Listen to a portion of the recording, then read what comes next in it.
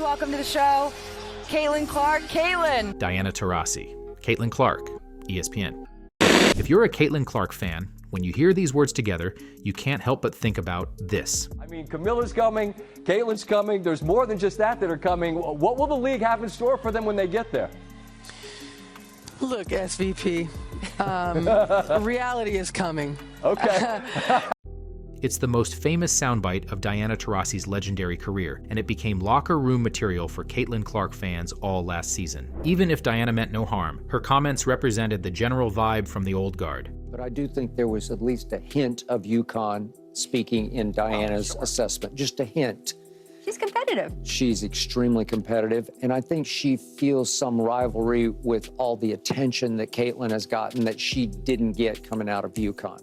Of course, we all know what happened next. Caitlin dominated and put all the haters who doubted her in their place. But the jealousy rages on in the WNBA, which is why this March Madness segment with Diana, Sue, and Caitlin was probably one of the most watched of the tournament. Diana said what she said, but what's the vibe now? Well, you won't believe what happened. If you're a Caitlin Clark fan, you're going to like it to the point where you think you're in the Twilight Zone. What Diana said was completely unexpected. And if you're a hater who thinks Caitlin doesn't deserve the hype, comment with a wave emoji, then turn this off because you're not going to like this one bit. All right, so here's what happened. WNBA legends Diana Taurasi and Sue Bird have a show with a very original name called The Bird and Taurasi Show. And they had a watch party kind of thing during the NCAA final between UConn and South Carolina. You know, a casual, feel-good panel of former players giving commentary during the game, a bit of analysis here, a bit of banter there, nothing too serious. And who did they invite to take part in the conversation? You guessed it, Caitlin Clark. Are they going to get the ball up in time? Clark for the win!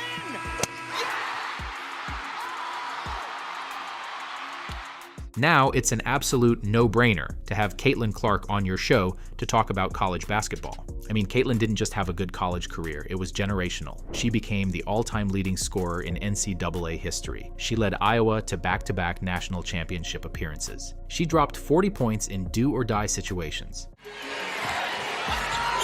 A deep one. You bet! Caitlin Clark! She had the charisma, the swagger, and most importantly, the numbers. She brought a level of excitement the game hadn't seen. I mean, even her scrimmage footage is SportsCenter material.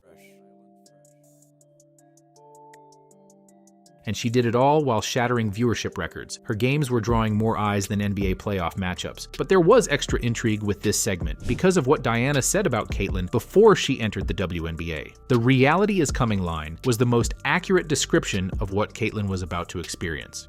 Carter and Clark. You see, Caitlin was coming in with a ton of hype on the heels of record-breaking ratings. She drew 18.9 million viewers in the women's final against South Carolina, making it the most watched college women's game ever, to the point where it outdrew the men's final. And if you're a hater and you're still here and you're thinking, well, South Carolina was a great team, people were watching them too. Well, yeah, some were. But now that this year's March Madness numbers are in, it's pretty clear most people tuned in for Caitlin. This year's final drew 8.5 million viewers, which is respectable, but yeah, that's 10 million less than Caitlin playing the same South Carolina team. So yeah, nice try. Anyway, when Caitlin entered the WNBA, the spotlight followed her, and with that spotlight came scrutiny, a lot of it from the so-called old guard. 5 quick points here for Caitlin Clark, and Thomas just runs over Clark.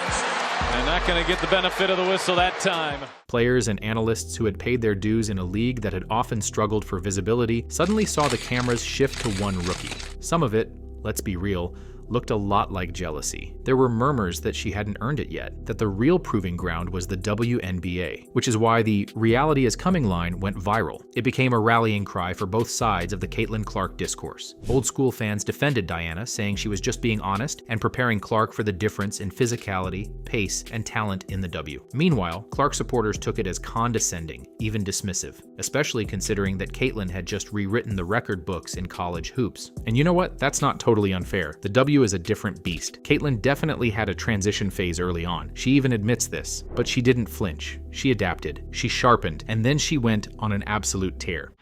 Wheeler finds Clark from the logo.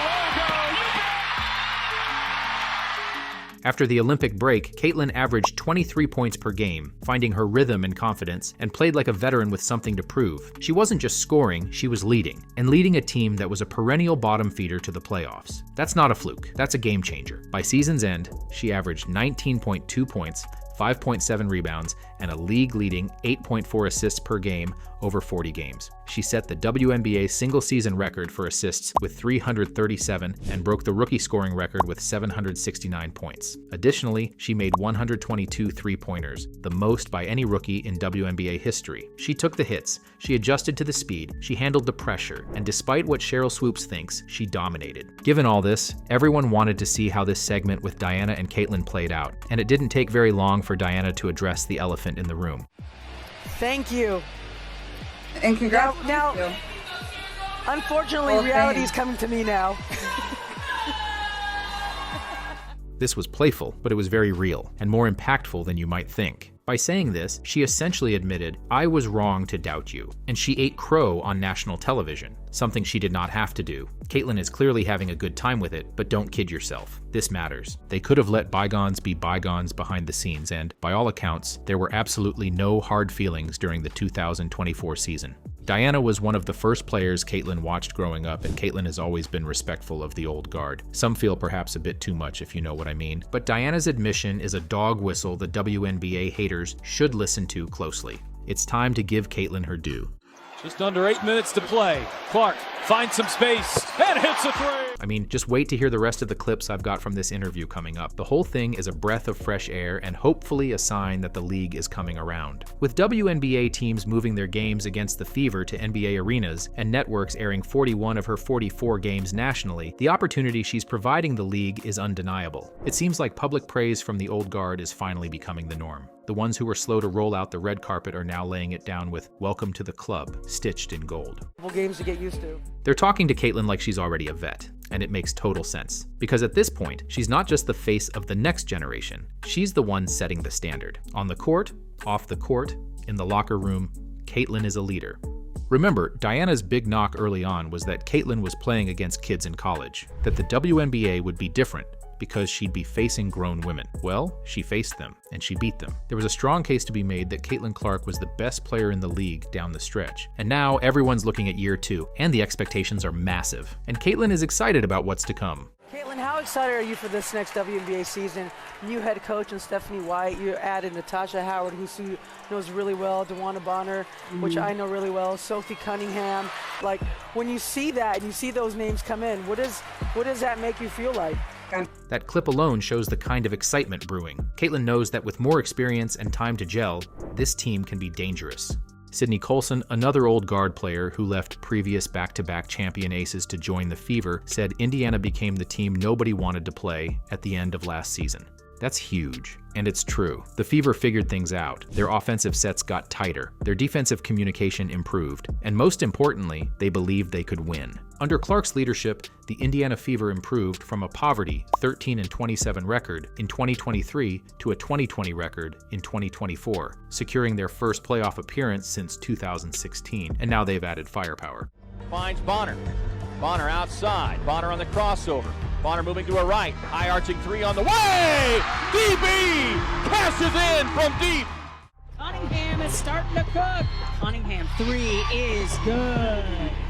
Cunningham from the DeWanna Bonner, Natasha Howard, Sophie Cunningham, all proven, battle-tested vets, have joined the party. And behind the scenes, a massive coaching upgrade in Stephanie White. Of all the upgrades the Fever front office made, this may have been the most important. Caitlin herself has acknowledged that the team is different now. It's overhauled. It'll take time to gel. But with the championship DNA they've added, the learning curve is way shorter. Oh yeah, that whole narrative that the Fever had locker room issues, a total myth. And where did it come from? Well, if you listen to Sheryl Swoopes and a few other skeptical voices, you might have thought the Fever locker room was toxic, that nobody was getting along, that vets didn't want to be there. And then the offseason happened. Top veterans, players with options, players with rings, chose to come to Indiana. That doesn't happen if the locker room is broken. That happens when there's something real building, a vibe, a culture, a vision that players want to be a part of. And just in case there was any doubt, Caitlin shut that narrative down directly. That's not just a clapback, it's a truth bomb. Because while the media ran with speculation, the actual vibe inside that locker room was fun. They were clicking, they were building something, and the whole toxic locker room narrative, fabricated nonsense, just like a lot of other stuff said about Caitlin Clark. This is a team that had each other's backs. A team that was learning, grinding, growing, and laughing while doing it. Yes, Caitlin has had to deal with her fair share of rumors and mistruths. Some of it comes with the territory when you're at the top, but that doesn't mean it's not frustrating. It's tiring to constantly see your name in the headlines for things that have nothing to do with your game. It's draining to have people question your character,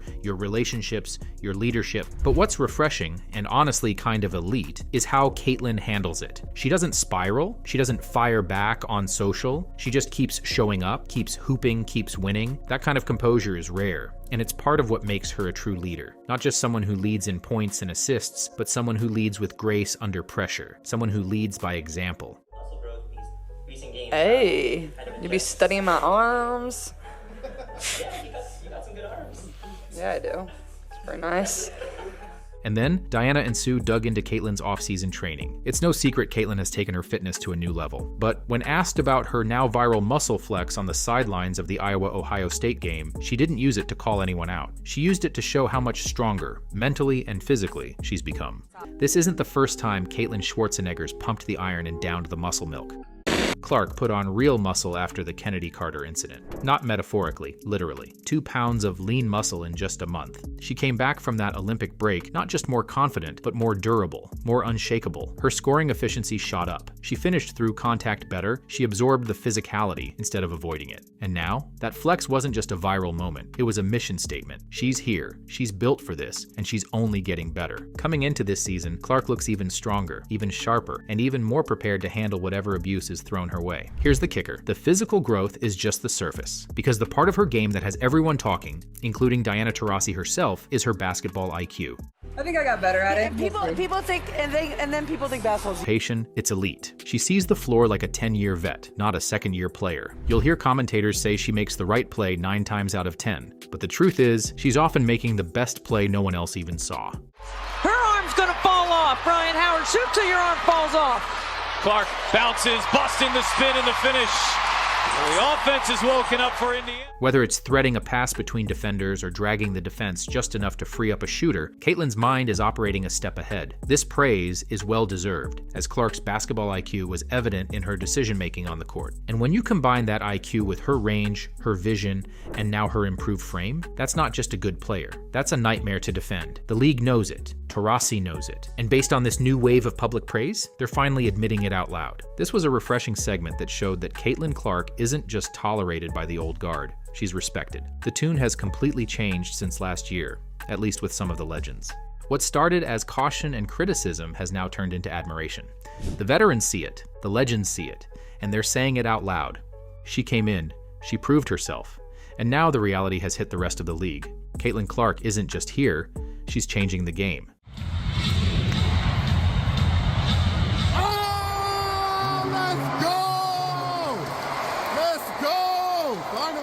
Just look around. Unprecedented national TV coverage, NBA arenas being upgraded just for her road games, and preseason sellouts. That's right, preseason. That kind of buzz doesn't just happen. It's earned. It's the Caitlin Clark effect, and it's only getting stronger. And now that she's got reinforcements, with Bonner, Howard, Colson, and Cunningham joining the squad, and with the growth we're seeing from the rest of the team, the Indiana Fever are legitimate championship contenders. Not in 5 years. Now this year. That's why this season feels like the Caitlin show, but on steroids. And no, that's not a joke about her muscles. Well, now it kind of is. Anyway, it's everything the league needs, and the legends, Lisa Leslie, Cheryl Miller, and more, are backing her publicly. They're not just acknowledging the hype, they're endorsing it. They're saying what fans have known for a while. Caitlin is the rising tide that lifts all boats. So let me know what you think. Has the tide officially turned?